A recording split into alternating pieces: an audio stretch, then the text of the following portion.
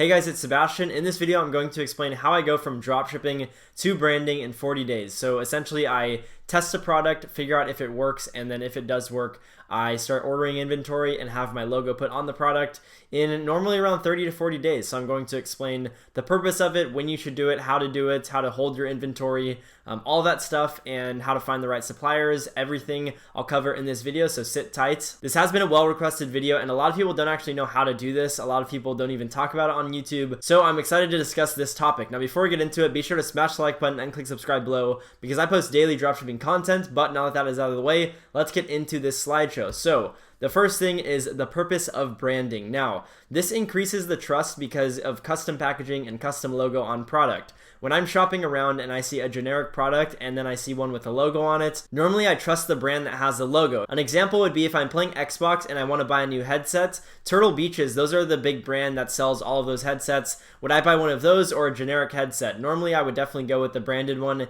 Honestly, even if they're the same exact product, because I know that Turtle Beach is a big name and there's a lot of trust built up with Turtle Beach and they just have an overall good brand, which is why I would probably end up going with that product. Another purpose of branding is you can actually become that brand for the product. So let's say you're selling a mini blender bottle. I'm sure you guys have heard of BlendJet. They are the brand for this product, and this is exactly what I mean. If you are selling a product and you can actually get in early enough, you can become that brand that sells the product to where you're not known as a generic website that sells generic products, but instead you're known as that brand that sells the product, like the legitimate brand that has logo on product and all of that stuff. Another purpose of branding is it increases your margins when you're ordering in bulk due to lower cost of goods. So if you place a bulk order for, let's just say, a few hundred units, you will normally get a lower cost per unit than if you were just dropshipping on Aliexpress. And another big reason to actually get into branding is you can potentially sell your product for a higher price. Like I mentioned, if I'm going to buy Turtle Beaches or generic headset, even if they are the same exact product, I would probably go with the Turtle Beaches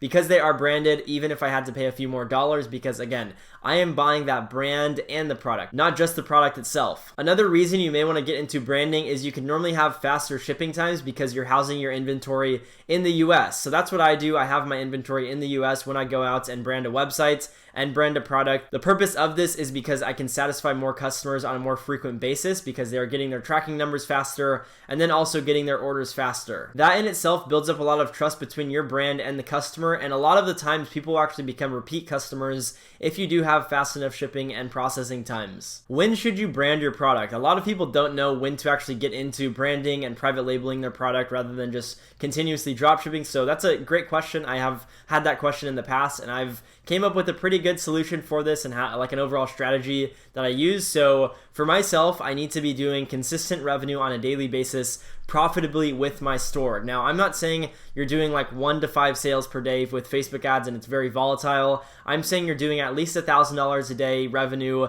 and it's very consistent. The reason being, you don't want to order inventory and have the product die off by the time the inventory comes in. That's the last thing you want. And if you have a store that's currently doing good numbers every single day profitably, that will make sense to actually get into branding. Another point is if it makes sense for you to actually get into ordering inventory and it'll actually save you money and a lot of headaches and time, that is when you should get into branding. So let me expand on that because I don't know if I explained that properly. For myself, I'm at the point where all of my stores are doing really well and I have enough money to where I can order inventory on a weekly basis and have it come in every single week to fulfill more orders, and that won't be like it's all of my bank account. Like I don't have $5,000 in my account to where if I order $5,000 worth of inventory, I'm going to be out of all of my money. It's not at all that point, and I'm not saying that to brag or anything. I'm just simply saying I'm at a point where I can do this and be comfortable. So if you're at that point where it does make sense to actually save money by ordering in bulk and lowering your cost of goods and also removing headaches from having long shipping times and upset customers, then definitely do so. And if you can't afford it, it's completely fine. It took me 1.5 years to actually get into branding my product and getting logo on it, and then also having US inventory. So again, don't worry if you can't do it right now. So for myself, the rule of thumb is I typically dropship a product for 30 to 40 days, and if it performs well, I get into branding the product, I get custom packaging, and I have 2-day shipping within the US to create more satisfied customers. That's the general guideline. After 30 to 40 days, I can normally scale up the product quite a bit to where it does make sense for myself to actually get US inventory in and then have, again, like I mentioned, 2-day shipping, which that in itself satisfies your customers so much. The amount of customer support you have to deal with when you're drop shipping compared to when you have 2-day shipping, it's not even comparable how little customer support you do when you have US inventory. And then again, like I mentioned, only do this if you can afford it. Do not do it if you're break even and your product isn't really profitable, and then you think ordering inventory will give you the margins to actually profit. Your ads should already be really profitable before you even think of ordering inventory. Now, how do you actually get into contact with a supplier to start branding your product? This is an example of a good listing for this knee brace. So this is a product I've talked about on my channel. So this supplier has 4 years on Alibaba. He's verified and he has 3 1/3 diamonds out of 4, which is really good. And great service, 4.8 reviews out of 68, which is really good. So this is a good supplier that has done also a lot of transactions, 170K. So they've done a good amount of transactions, and you can tell that that is definitely a good supplier that's going to take care of business for you. I would strongly suggest you guys stay away from suppliers that have 1 year on Alibaba. That's just not enough time to actually figure out if they are a viable source of a supplier or not. So again, I would do 2 years plus at minimum. For myself, once I have made the decision that I'm going to brand the product, I'll go on Alibaba, type in the product, and then figure out what listing I'm going to work with. I normally don't just pick one. I go on and find 5 to 10 suppliers. I message them all, pretty much the same thing. And a lot of people, like some do, I believe it's called FRQ or something like that, where you just send out a blast message that's basically saying like, I need this product, and then all the suppliers reach out to you. That works too. I personally like contacting them first and trying to build a personal relationship with them, but you guys can do it either way. I just personally do that. And then I talk it out with all the suppliers, seeing how fast they can produce the products with my logo on it, and then if they can do custom packaging, if they can do better pricing, and all of that stuff, because that's all important. And this is going to determine how much money you save with your product and brand long term. Because if you work with a supplier that's giving you, let's just say $9 to $10 a pair for this product, and then you find another one that's doing half off, like $6 or $5, you may want to shift to that supplier. So then you'll have to restart a whole new relationship with a new supplier, which will definitely take a little bit of time. So I suggest trying to find a good supplier off the bat. What you also want to do is run the numbers on how much money you'll be saving on each unit if you order in bulk. That's something very important for myself. I believe the product I'm selling right now, ordering in bulk, will save me an extra $15, which is a lot of money. That's $15 extra per order that I get on if I just sell 1 unit. So that's a lot of money that I can potentially be saving on just doing nothing, like just ordering the product and selling the same exact product. So that's definitely something you want to understand, because you want to get a calculation of how much money this will save you in the long run if you do end up going and starting to do branding rather than dropshipping. You hypothetically still will be dropshipping because you'll have someone else fulfill your orders, but it's just not going to be like you're dropshipping from China. So keep that in mind. Okay, so these are some examples of an Aliexpress listing compared to an Alibaba listing. So here is the product. It is the same exact product at the one I mentioned right here. You can buy a pair for $12 plus, we'll just say $4 for shipping. So that's a total of $16 shipped from China. And I believe in the US it's a little more expensive and shipping times are still slow. So you buy this for $16 shipped and you get it on the 31st of August, which is really slow if I'm being completely honest. That's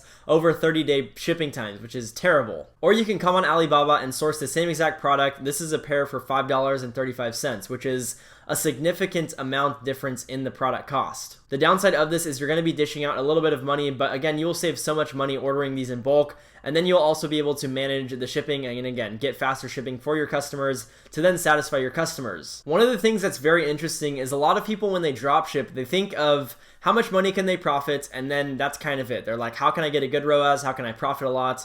And how can I have good margins? And then no one really thinks about the customer, which that is how your business has grown. So what I think about when I'm starting a brand or when I'm starting a dropshipping store and want to pivot into a brand is I'm thinking, how can I take care of this customer and make sure they have the best possible experience possible? Can I afford to do so by ordering products in bulk? If I can, then let's do it. If I can't, then I'll wait until I can afford this. And that's why now I just order inventory as fast as I possibly can, because I want to make sure the customers have the best possible experience with my brand as fast as humanly possible. Providing a customer with this 30-day shipping definitely wouldn't make me feel comfortable, and I would personally lose sleep at night having a customer wait that long for a product when we are all used to Amazon. I can literally go on my phone, place an order, and get stuff in like 2 days. Actually, not right now. Amazon's kind of slow. They're taking like a week or two now, which is kind of unfortunate, but still nonetheless, we are used to faster shipping times. Personally, I would just rather order inventory in bulk and get my customers taken care of as fast as I can. A pretty cool thing you can do when you have US inventory and you have your product branded is you can offer free 5-day shipping and then upsell 2-day shipping. So let's say it costs you, for this product, it costs you $6 to do free 5-day shipping, and then you can upsell 2-day shipping, and let's just say it costs you an extra $3, totaling out to $8. What you can do is you can charge 2 to 3x the cost increase of, or the cost of the shipping. So if it costs you the extra $3, you multiply that by 3, you can charge $8.95 for 2-day shipping. A lot of people will pay that. It's because they want their product as fast as they possibly can, or maybe sometimes people are buying the product for a birthday or something like that. Whatever the case may be, if you can offer 2-day shipping, definitely do so. It will make you a lot of money and also make your customers very satisfied that you have that as an option. Another thing you can do is you can upsell same-day processing and then also offer free 48-hour processing. So in your shipping policy, you can say that you have free 48-hour processing. So within 48 hours, you'll get your tracking number, and then you can charge anywhere from $2 to $4 dependent on the product sell price for same-day processing, only if you're genuinely doing same-day processing. I've seen too many people upsell a warranty,